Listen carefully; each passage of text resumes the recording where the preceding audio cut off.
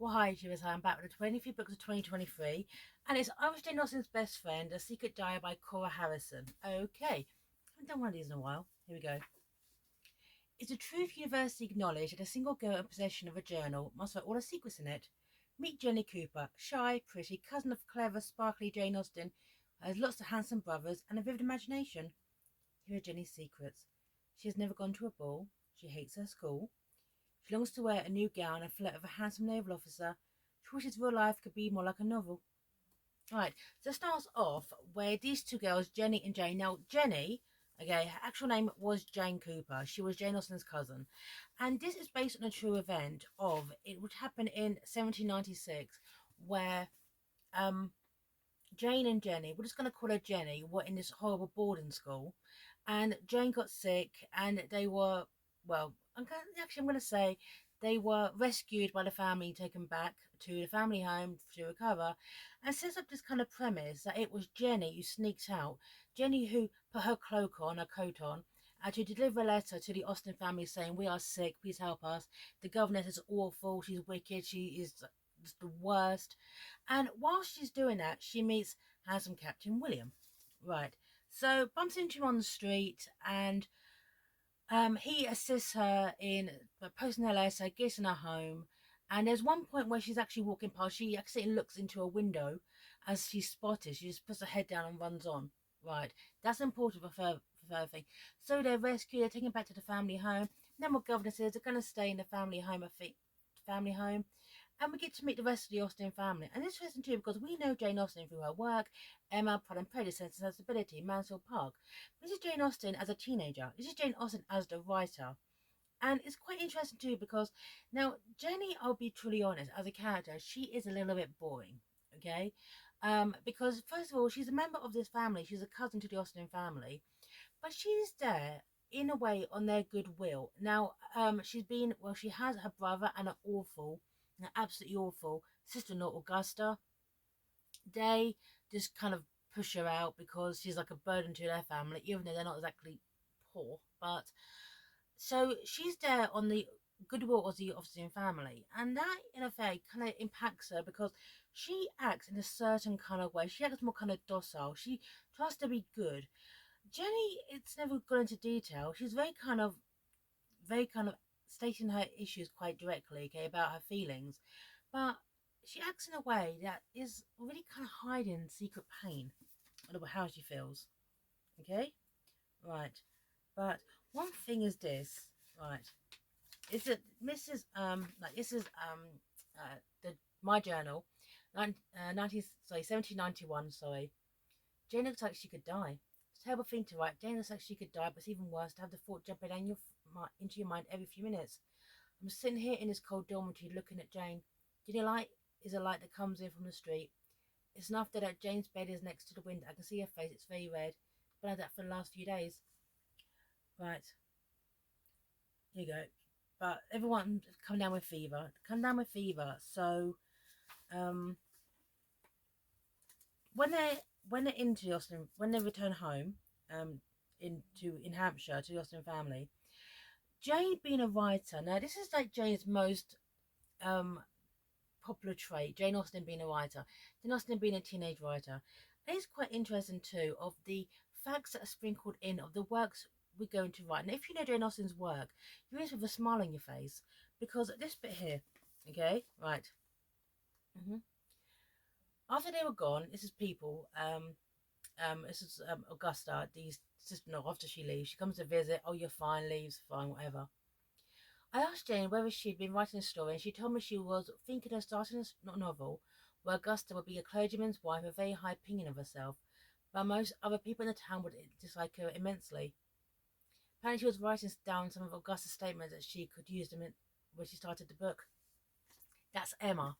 Augusta is a clergyman, becomes a clergyman's wife in Emma. See, so for an Austen fan, there's a lot of that running through. There's a lot of that kind of like, this character is based on people from my life. So, right.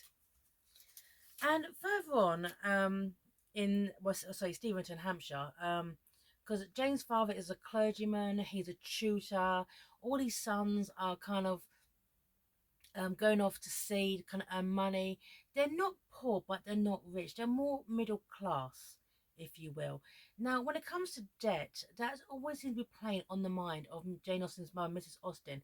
And it's clear inspiration from Mrs. Bennet in Pride and Prejudice, clearly. And the way that Jane looks at her mother is very, very judgmental. The same way that Elizabeth Bennet, the Bennet family, really, really judge Mrs. Bennet, even though she's the one who, once her husband is up to any study with her books, is the one trying to keep this family afloat. So it's interesting kind of parallels going in. Here you go. Right, this bit here, okay? Right, also this bit here. As right.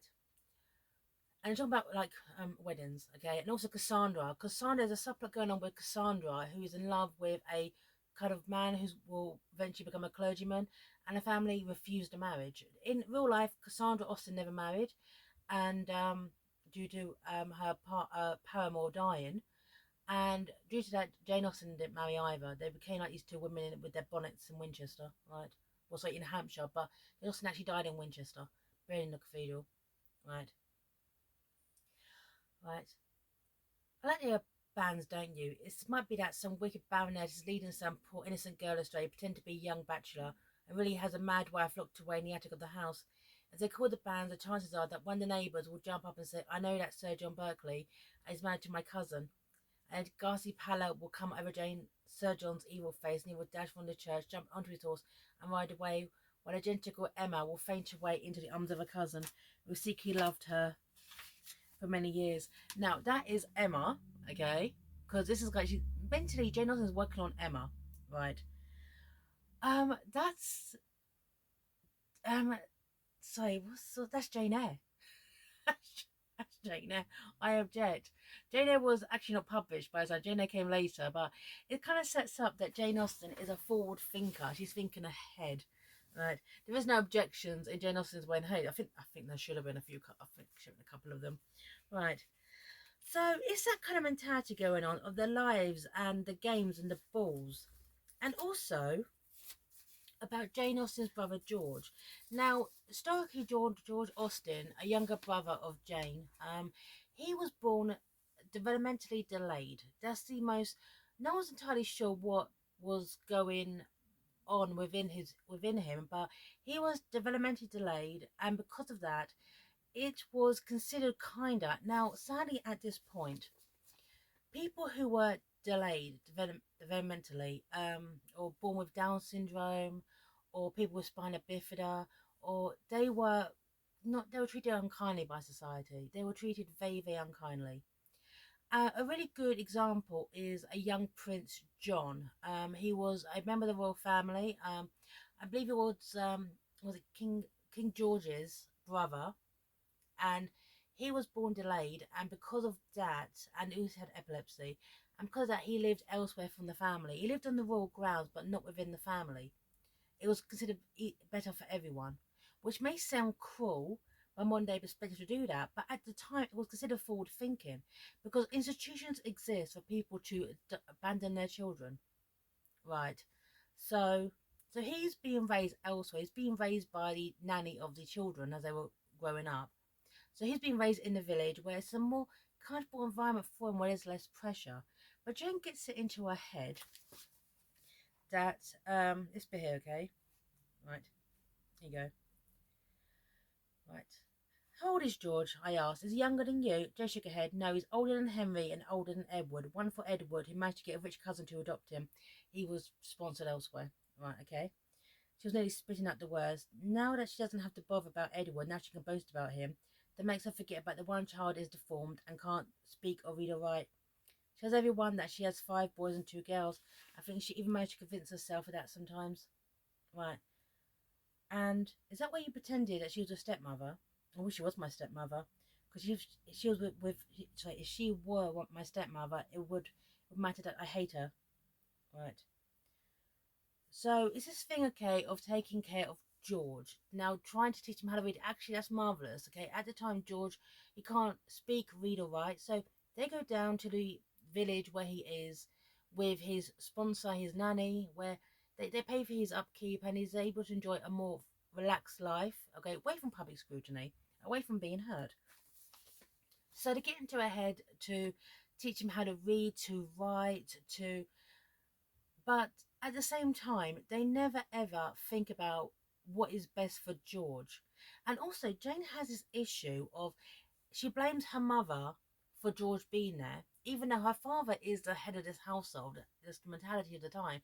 So it's his choice too, but she blames her mother for doing this to George because Jane, she's 15, but she's a very, very selfish woman. Now, sometimes I think that does reflect in her writings. Now, if you read Pride and Prejudice, is both Lizzie and also both Elizabeth Bennet and also Fitzwilliam Darcy are judgmental people. Right. Pride and Prejudice, people are judgmental. Sensibility, a lot of judgment. Emma, she's the queen of judgment, is Emma. So you can kind of see within Austen's characters, within her own character, this kind of mentality. And she does go down and she does teach George and she does kind of speak to him, kind of to speak, teaching him his letters because he has this fantasy of him coming back into the house. And from want of a better word, she can make him, and I hate to use this word, but mentality today, normal. Okay? Right. That's the mentality. It doesn't work like that. When she attempts it, it's a disaster. Because what do you expect? But anyway, okay. Here you go. But also, intermixed with this is the book Love and Friendship. Okay. Now, one thing I did like is Love and Friendship is because that's the novel she's writing. Love and Friendship is interesting because it's one of Jane Austen's first novels, but I think it was the one that was published after she passed. So a bit like Northanger Abbey, that was her first actual novel, but the last one published, right? Jane made a face only because she was in the middle of her novel Love and Friendship, as she spells it, F-R-E-I-N-D ship. Okay, now it's interesting too because at this time language is a bit more fluid than what it is now, right? So in between all this and the dances and the balls and the things with George that are going on is what these people want for the future. And that's also very, very interesting because for those of us who know the Austen family, the brothers and sisters, and how it all works out for them is some get the happy endings and some don't. And also is when it comes to Cassandra, it's been here. We're going to talk about what Cassandra wants, where she actually wants to marry her, um, marry the guy she's attracted to. Okay, and sorry, Tom Fowl. Tom Fowl. His name's Tom Fowl. My apologies. Right, it's been here. Love, love. She says scornfully. This is Miss Austen. I tell you this, Miss Cassandra. Love will vanish pretty quickly when you have 10 children in a couple of poky rooms. The boy's going to be a clergyman. It's his only future. He can marry for at least 10 years, not until he makes a position for himself, until finds a patron, gets a parish. Where will you be in 10 years? Answer me, pray. You'll be an old maid, a very poor old maid. Father can do nothing for you, nothing. Do you understand? You must marry money. Sounds cruel. It's come from Mrs. Austen. She can't marry Tom, the man that she's attracted to. It's realistic. It's painful, but it's realistic. Well, she has to wait 10 more years. Now, in the time period, you married young. I mean, it's that these people are 15 and 16 and they're planning their weddings and who they were married. They had to at the time period. It's harsh and it's cruel and it's realistic, and I actually applaud it. Now, everyone can say that Mrs. Austen, by refusing this is cruel. Okay? It's cruel, but it's realistic. So essentially, she doesn't want to make her children to make the same mistakes that she did when it came to her marriage. She loves her husband, but she doesn't love the squabbling and the pain and constantly worrying about money. Right, right. And even when Jane is sitting there dropping questions, okay, about her future, and it's about what's it going to be now. For those who actually know Jane Austen's life, nothing turned out the way that she was proclaiming. Okay, this bit here, right, right. You can't sketch, you have no interest in cooking or managing a household. You spend all your time making up jokes or scribbling silly stories, scolding Miss Austen. Well, I don't care, said Jane. I won't want to get married to a man who will want me to be a housekeeper. I shall marry a man with good fortune. Jane, said Miss Austen, don't be silly. It won't be up to you to choose a husband. A man will choose you, and no man of fortune will choose a silly girl without any accomplishments who spends all her time making jokes, allowing boys to slide down her stairs on a rug. They're not yet 16. Must think of your future. Your father cannot afford to give you a dowry. If you wish to marry well, obviously willing to make himself attractive to a young man of fortune. Harsh but realistic. And I like that. I absolutely do. And then, when they're at this ball, Captain Thomas William shows up, as his own Thomas William, who was the gentleman at the beginning who helped Jenny post a letter to the Austens to rescue Jane and herself, obviously. Now he's there. Now he is an associate. He is with Jane's brother. They serve on a ship together. He's the captain.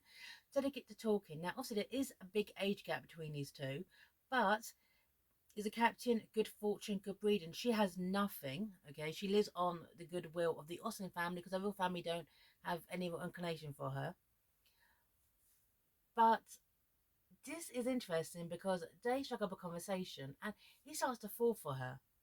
Right, is this grown man starts to fall for this teenager? Be kind of scandalous and from a modern day perspective, a little bit uncomfortable to watch because of the age gap, but they make it work. I think that he's attracted to her just for her, but for courage and naivety, if you will. Right, here we go. Right, I can't believe it. I expected to see him again. What's he doing here? Why isn't he in Southampton? Why is he on his ship? I'm glad I'm holding Frank, Jane Austen's brother's, hand, otherwise I might faint. What am I going to do? What if he sees me? What if he tells someone about me? Because her sneaking out at night under the cover of darkness to post that letter is such a scandal. It could ruin her, incidentally. But they get talking. They actually get talking. And attraction builds. Right. He actually comes to visit her. And they talk some more. Now, it's a gentle, it's typical Regency kind of conversation about, probably even about the weather. But Jane, while she's watching this, gets it into her head again. She goes into full Jane Austen mode, being dramatic, of course, because she's Jane Austen. That's kind of how she's set. Right, here you go. She'll take him out for a walk until you find a pretty little wilderness. What does a little rain matter in the cause of true love? Said Jane later when we were brushing our hair, and I was telling her how stupid and embarrassed I felt. I could have a word to say to him, and we were sitting side by side on the sofa in the parlour. Yeah, because he comes down and it goes a little bit badly. It rains, but it goes badly, but from her perspective, it goes fine from everyone else's. But I like the fact, Kate, going out in the rain, right? A little rain matter. If you read Sensibility, that nearly killed. Was it Marion? Yeah, it nearly killed Marion. So yeah. Oh, and it also nearly killed what's the name? The eldest Austen, right? The eldest, sorry, eldest um Bennett sister, right? I'm gonna put a name under, right? Caught in the rain. Gonna think, was it to Neverfield? Right. Mm-hmm. But with all this going on with her and Captain Williams, Captain Thomas Williams, he likes to be called Thomas Williams instead. You're not calling him Thomas or Tommy. It's the issue keep going in of George, right? And after they bring him up to the house for like a big gathering, and it goes badly. George has essentially a seizure because he can't deal, like a meltdown. Jane publicly has it out with her parents about it, and she's just constantly blaming her mother for how it all goes down. But it's not about that. Here you go. Here we are. Do you think it's right for your son to live down in the village like an animal? Well, they took nonsense, Jane, said Mrs. Austen. George, you deal with her. I have too much to do. Right, sorry, George is the husband, right, as well. And she's out of the room, slamming the door behind her. Never heard her call her husband by her first name before. It was always Mr. Austen with her. I showed how angry and upset she was. Right. Yeah, she actually has it out. Like, and also the issue is Jane Austen's arrogance too, because when she depicts this world, right, this fictional Jane Austen, it's of balls and servants and all that. In a way, Jane looks down on the working class people. Now that's quite subtle in the writing, even Jane Austen's own writing, of how they're all depicted. But it's when she talks about down like an animal, he is with a nanny, a governess, and he's being taken care of. She treats him like her own son.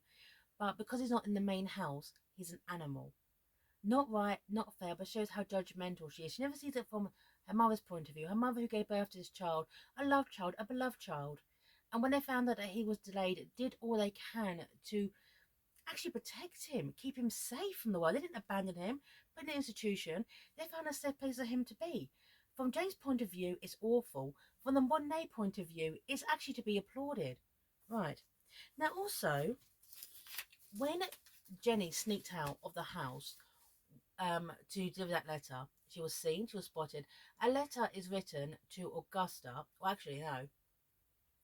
Um, a letter is written to Augusta about this, okay, by Mrs. Portsmouth, right? So Lady Portsmouth. She was the one who spotted Jenny in the window. Wrote to Augusta, said about what is she doing out this time of night? What kind of guardians are you? It's decided to then send her to like a convent school. And in all the midst of this is when Thomas Williams proposes. Right. Thomas Williams proposes, and but the reason is, now, one thing is this: if he proposes, it does keep her safe from this. Now, he says he loves her. These people have only met briefly, but he's in love with her. And spoilers ahead, this is based on a true person and actually had a very long, successful marriage with many children, incidentally. Right. And he says what he finds attractive about Jenny. Right. I've been in love with you, I think, ever since that night when I met you in Southampton. There you were, a timid young girl out by yourself at midnight in streets with no man would go without a sword or pistol. You were terrified and yet you kept going because you determined to get help for your cousin. Right? All the time I was at sea, I could not get you out of my head. I loved you then, and when we met again, I loved you even more. When you told me how you nearly died, it frightened me. I realized then I could not live without you. I felt that I would never be happy unless you were with me. That's lovely. Now that is pure regency. That is something that Jane Austen herself, right, will round of applause, yes. But one thing it does is it keeps Jenny safe. When her guardians are people who are actually in control of her life and her fortune, were to pull her away from the Austens, to send her to a convent school, right, where they can control her, by proposing to her when Captain Williams finds out about this, when he proposes, it will keep Jenny safe from them. It will take, and it'd be a better life with him than with them. So, in a way, yes, he is rescuing her from this, and you can argue that, well, hey, but the things that he likes about Jenny is her strength and courage that she doesn't even know that she has. Because, in a way, when she writes her diary, is where she has to act, she doesn't realize her own inner strength. But just by going out and putting her cloak on to leave that letter, that shows her strength. Right. But in a way, also, her feelings have been kind of dwarfed by Jane Austen.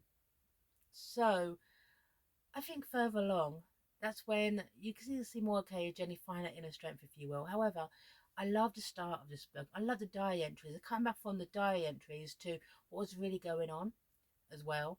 I don't know, I generally did enjoy this book. I thought it was really well written, and I'd love to see a TV show or even film series, like a short one, like on Netflix, and develop for this. So I was Jane Austen's Best Friend, A Secret Diary by Cora Harrison. Nice. I'm going to put real links to the real Jenny Cooper or Jane Cooper underneath. You can find out more about her life. Quite interesting. So I am signing off here. Bye now.